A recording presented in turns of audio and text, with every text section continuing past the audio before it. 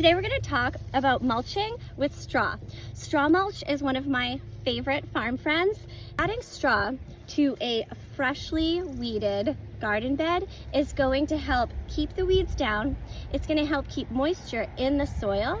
Early in the season, when you're putting seeds into the ground, don't add straw mulch to that part of your garden until the seeds sprout, except things that root vegetables like carrots and beets that might be pelleted, they require a lot of moisture and they won't germinate if they dry out within the first 2 weeks of them being planted.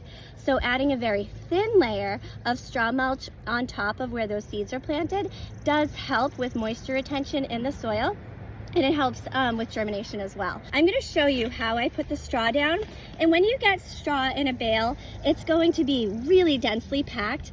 Just a handful goes such a long way. And what I do is I literally just shake it like this and let it fall to the ground.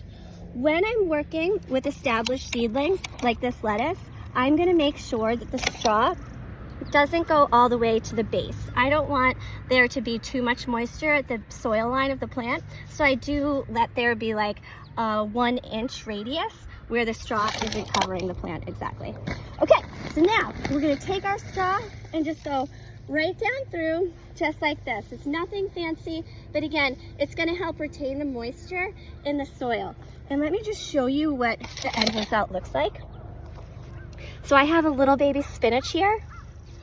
I want to make sure that has space and room. Okay, get it out of the middle of the plants.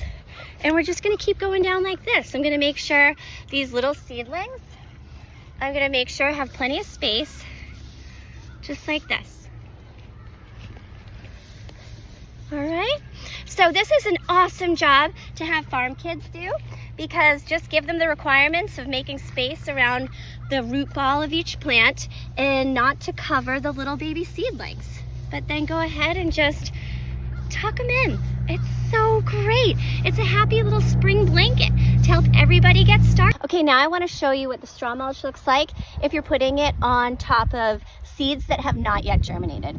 I'm putting my straw mulch on top of some carrot and beet seeds to help them get started in germinating and also help with weeds, and I'm hoping it'll help with these little pests that keep getting in here and eating my seeds. But to put straw mulch on top of seeds that have not yet sprouted, the reason I'm doing that is to help retain moisture in the soil.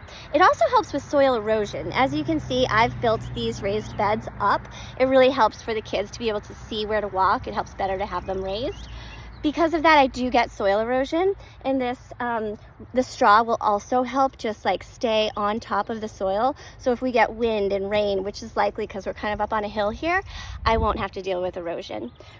So many great reasons to use straw mulch. Just make sure that if you're putting it on seeds, you do like, you're just skimming the surface like this. This is what it looks like. You can see there's still plenty of like bare, well, not bare,